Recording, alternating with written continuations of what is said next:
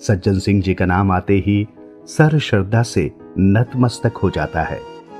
आज प्रत्येक वार्षिक निरंकारी संत समागम की भव्यता के पीछे एक धुंधला सा नूरानी चेहरा दिखाई देता है।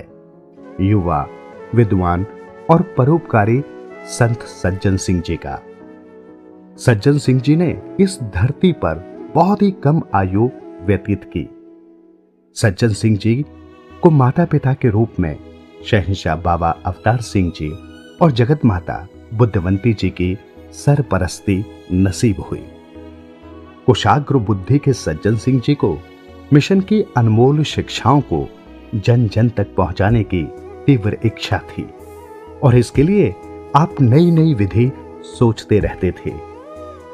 संत निरंकारी मंडल की स्थापना के पश्चात प्रकाशन और पत्रिका का लघु स्वरूप, जिसे सदगुरु दी लोड नाम दिया गया, ये सज्जन सिंह जी के प्रयास और योगदान का ही परिणाम रही। कहते हैं कि 5 प्रणों के निर्माण में भी सज्जन सिंह जी का योगदान रहा। इस महान विभूति की देन यही नहीं थमी। उन्होंने शहंशाह बाबा अवतार सिंह जी से प्रार्थना की कि वर्ष में एक बार सभी संत महापुरुष समागम के रूप में एकत्रित हों।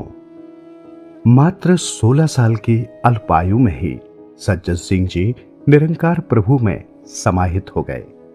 आपकी याद में जो दिल्ली में ईदगाह के समीप प्रेरणा दिवस मनाया गया, उसमें सारे देश से महापुरुष एकत्रित हुए। इस प्रकार ये प्रेरणा दिवस ही पहले संत समागम की नींव का पत्थर बना। इस अवसर पर कवियों द्वारा किया गया कविता पाठ भी आज के विशाल कवि सम्मेलन की देन रहा। दिव्य व्यक्तित्व के स्वामी सज्जन सिंह जी के अथाह गुणों को सीमित समय में नहीं माना जा सकता। सासंगत 29 अगस्त का दिन फिर हम देखते हैं हमारे मिशन के महान फिलासफर बाबा सज्जन सिंह जी, जो सासंगत बाबा गुरबचन सिंह जी के छोटे भाई शहंशाह जी के छोटे पुत्र थे।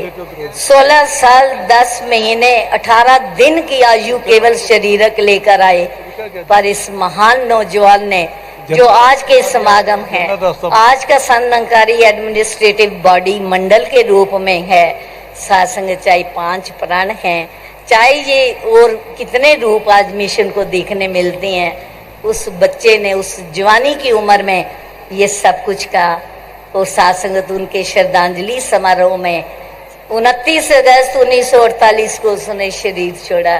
सच्चे पातशाह शहंशाह ने कहा, सज्जन का बहुत बड़ा सपना था कि बाबा जी आप जाते हैं, संगतें आपके दर्शन कर लेती हैं, आप संगतों के कर लेते हो, परंतु ये संगत आपस में एक दूसरे के दर्शन कैसे करेगी? क्यों ना साल में कोई ऐसा अवसर हो जब सारे संत महात्मा इकट्ठे हों। तो आज ये संत निरंकारी मिशन का पहला समागम हो गया। और साथ संगत, ये केवल गिनती के महात्मा नहीं, अनेकों अनेकों संत महात्मा। सज्जन सिंह जी का इन्होंने जिक्र किया।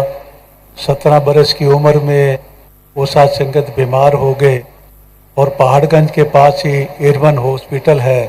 गोपाल सिंह जी प्रेमी, डॉक्टर देसराज जी, पूज्य प्रधान जी उन्हें साथ संगत हॉस्पिटल ले गए और वहाँ पर एडमिट करा दिया। कुछ दिनों के बाद शहंशाह साथ संगत देखने चले गए तो सज्जन सिंह जी की आंख में पानी आ गया। तो शहंशाह ने पूछा, सज्जन पीड़ा हो रही है, दर्द हो रही है?